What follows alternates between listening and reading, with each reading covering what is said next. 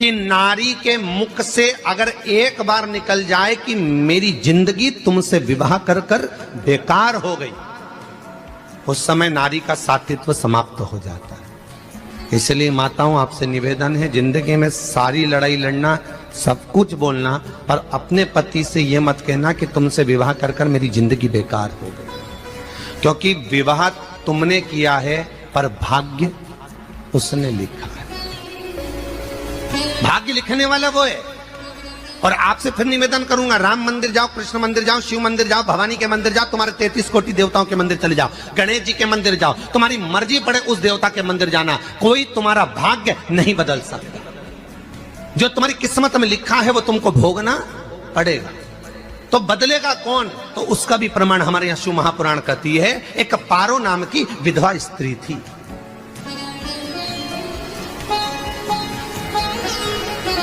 क्या नाम है उसका? नाम पारो। विधवा है, पति नहीं है, एक बेटा है।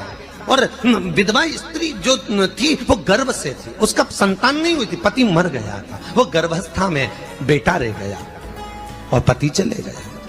पारो बड़ी दुखी थी, भगवान का भजन करती बहुत, घर में कुछ भी नहीं था, जो व्यापारी जो धन था उसके पति का वो सब लोग खा गए। जब जैसे व्यक्ति जब तक जीवित है तब तक संसार उसका है, जैसे ही वो गया उसका सारा धन भी उसके साथ चला गया, व्यापार धन। रो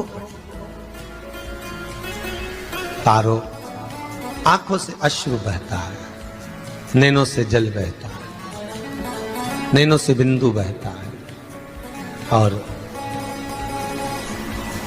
पारो की आंखों से जब आंसू बह रहा है, अश्रु निकल रहा है, जल बह रहा है। बेटे को जन्म दिया, उसने सोचा अपनी जिंदगी तो बेकार हो गई, पर बेटा जन्म लिया तो इसका नाम अच्छा रख दूं तो हो सकता है भाग्य आगे अच्छा हो। तो उसने उसका नाम भाग्य सिंह रख दिया। क्या नाम रखा? भाग्य सिंह। भाग्य अच्छा रहेगा इसका, तो हो सकता है कुछ अच्छा कर ले। पर बेटे की भी किस्मत इतनी प्रबल नहीं थी। माँ जगह जगह बर्तन मांझ कर काम कर कर बच्चे का पालन कर ली। बच्चा थोड़ा बड़ा हुआ, माँ मेरे सारे मित्र सेठ हैं, अब मेरा ही किस्मत, मेरा ही भाग्य ऐसा क्यों है? मेरी ही किस्मत ऐसी क्यों है? ऐसा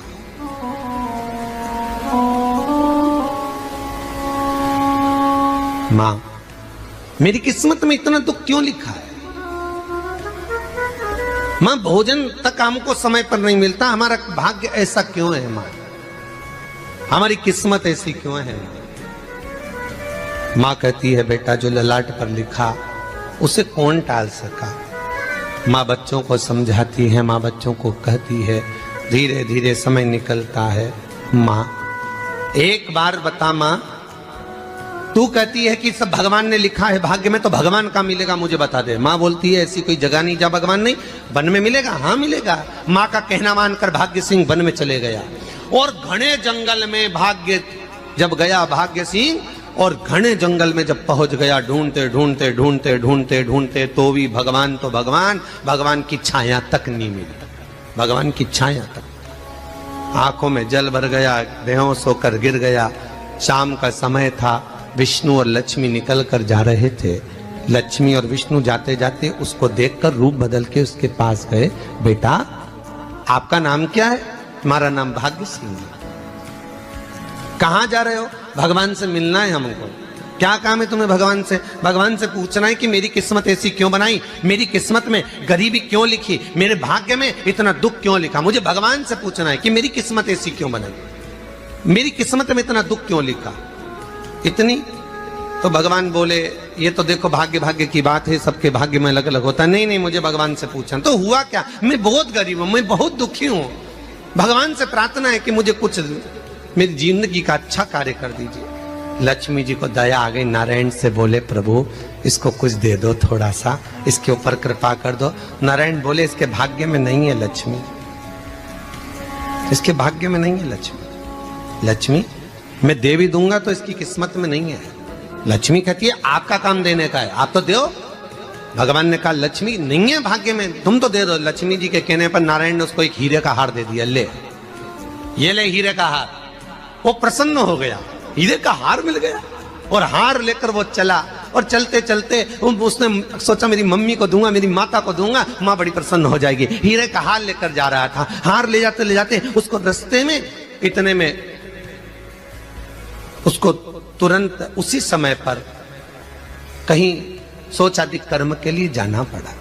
उसने सोचा इस हार को इस पत्थर पर रख देता हूं, अभी आऊंगा वापिस इस हार को उठाकर घर लेकर चले जाऊंगा। और सोचादि कर्म के लिए वो चल दिया, गया, हाथ धोकर आया, इतने में एक चील उड़ती उड़ती आई, उसका हार लेकर चली गई। आके रोने लगा, माँ को जाकर कहा माँ किस्मत तो देख, इतना जोरदार हार मिला था हीरे का, पर भाग्य में नहीं था, नहीं मिला। इतने में वो रोता रोता तुरंत फिर भगवान के पास गया, रोता बिलखता फिर पहुंच गया वन के अंदर। फिर भगवान मिले। भगवान ने पूछा अब क्या हुआ?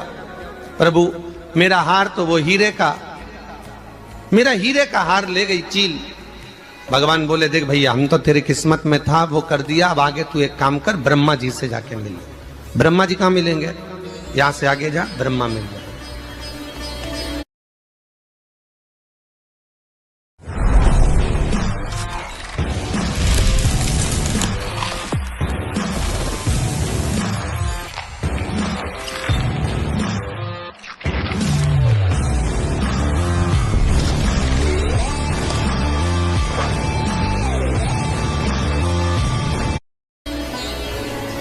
ब्रह्मा के पास गए।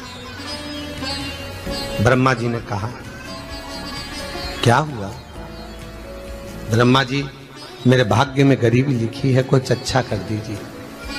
ब्रह्मा जी कहते हैं तुम्हारा भाग्य में जो लिखा है वो तुम्हें भोगना पड़ेगा। नहीं नहीं आप कृपा करो। लक्ष्मी जी ने नारायण से कहा इसको कुछ कृपा कर दो। तो भगवान ब्रह्मा जी ने कहा चलो इसका भाग्य बदलने के लिए एक हीरे की अंगूठी दे देता हूं।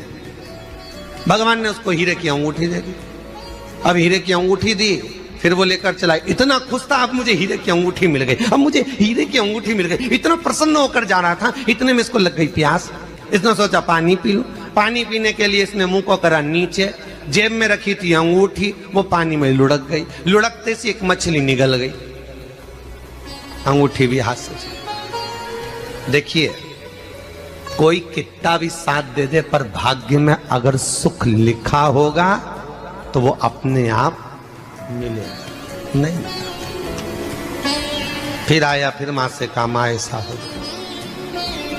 मां ने कहा चल जाने दे, तू रोज रोज बहाना बना के चले जाता है, दिन भर इधर उधर घूमता रहता है, शाम को आता है और बहाने बना के कहाँ की स्टोरी सुनाता रहता है, ना जाने कहाँ की कहानियां सुनाता रहता है। चल काम पे जा, कुछ काम कर तो भाग्य बदलेगा। नहीं नहीं मां मैं सत्य बोल रहा हूं, नहीं माना। फिर चले गया। नारायण ने कहा एक काम करो, अब तुम शंकर जी के पास जाओ। शिव जी के पास गए। भोलेनाथ जी ने उसको हीरे की पोटली दे दी। वो हीरे की पोटली ले जाकर अब की बार सोचा कहीं रुकूंगा ही नहीं, सीधे घर गया।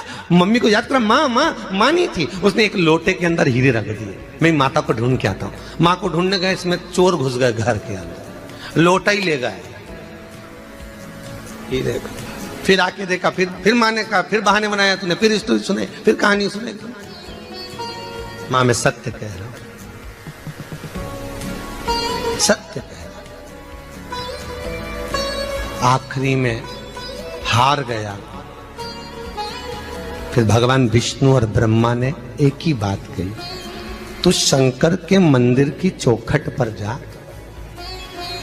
वहां क्या करना पड़ेगा मुझे? कुछ मत करना, केवल उसकी चौखट पर जाकर उसका दीदार करना, उसका दर्शन करना।